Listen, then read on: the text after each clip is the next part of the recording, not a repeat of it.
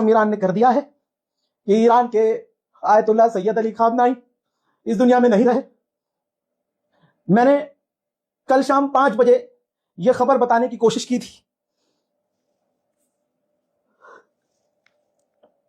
कई घंटे इंतजार करने के बाद मुझसे बर्दाश्त नहीं हुआ, तो मैंने अपना परिवार समझ के आप लोगों को मैंने अपना यह दर्द बयान कर दिया। मैंने कह दिया कि कुछ मीडिया रिपोर्ट्स ये कह रही हैं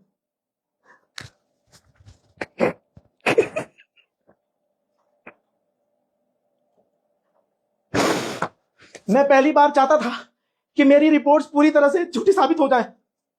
मैं पहली बार चाह रहा था कि मेरे दिए हुए अपडेट खामनाई पर झूठे साबित हो, और मेरी कुरान की कसम में चाह रहा था कि मेरे ये अपडेट्स झूठे साबित हो जाए, मेरी खबर झूठी साबित हो जाए।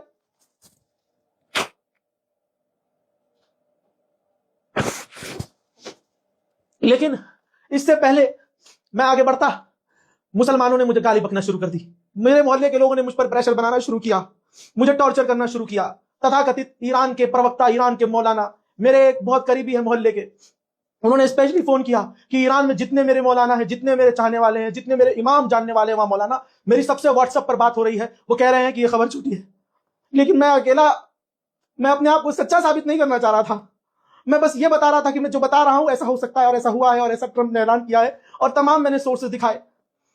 हजरात, अब आपको बता दूं कि ईरान के सरकारी चैनल प्रेस टीवी ने कंफर्म कर दिया है, रिपोर्ट आपकी स्क्रीन पर है, ईरान के supreme leader ayatollah Syed Ali खामनाई को शहीद कर दिया गया है, मार दिया गया है। सिर्फ इतना ही नहीं, उनकी बेटी, उनके दामाद, उनकी बहू, उनके पोते पोतियां, उनको भी शहीद कर दिया गया है। ईरान ने 40 दिन के शोक का ऐलान किया है।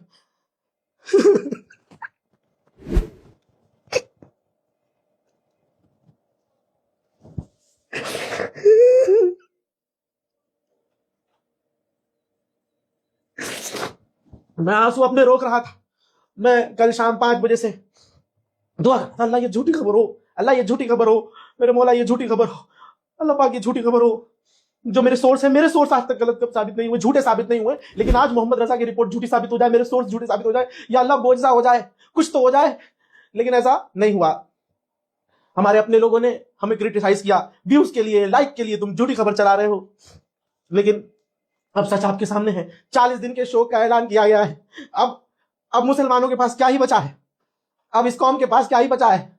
एक शेर था जो अमेरिका और इजराइल का सामना करता था, सर कटाने को तैयार हो गया।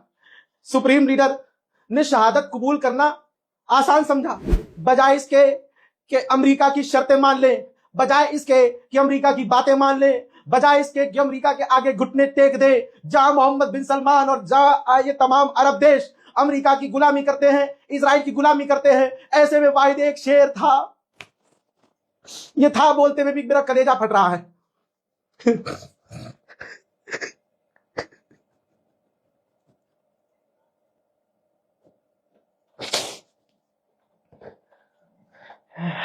ईरान के सुप्रीम लीडर हमारे बीच नहीं है, तो मैं कसम खा के कहता हूं, अब मुसलमानों को दूसरा कोई सुप्रीम लीडर नहीं मिलने वाला। 40 दिन के शोक, 7 दिन की तबाह सरकारी छुट्टी का ऐलान ईरान ने किया है। क्या ईद, क्या बकरीद, सारी खुशियां छीन ली गई हैं। कुछ मुसलमानों को समझ में नहीं आ रहा होगा कि ये कौम को ये कितना बड़ा नुकसान हुआ है, कोई सोच नहीं सकता।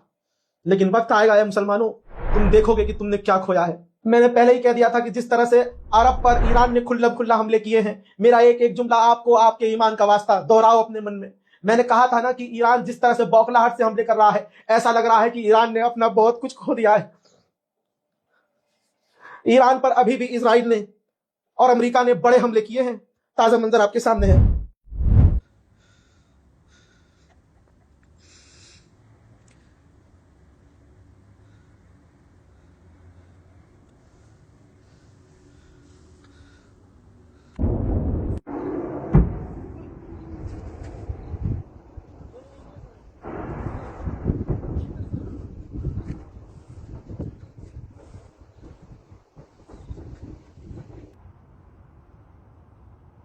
अब कहने के लिए, बोलने के लिए कुछ नहीं रह गया है।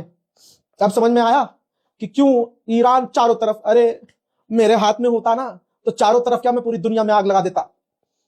ऐसे ही कोई भी अगर अपने किसी इंसान से प्यार करता है और उसे खो देता है तो वो वही रिएक्ट करता है जैसा रिएक्ट ईरान कर रहा है।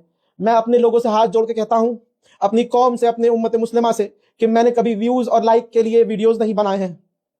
मुझे अल्लाह ने इतनी सलाहियत दी है कि मैं सच बोल के आपका दिल जीत सकता हूं और ऐसे ही जीता है। अब इसके बावजूद, आज के इस मामले के बावजूद जिंदगी में आपको अगर मेरी बात, मेरी रिपोर्ट पर शक हो तो बेशक से हमारे चैनल को ब्लॉक कर दीजिएगा।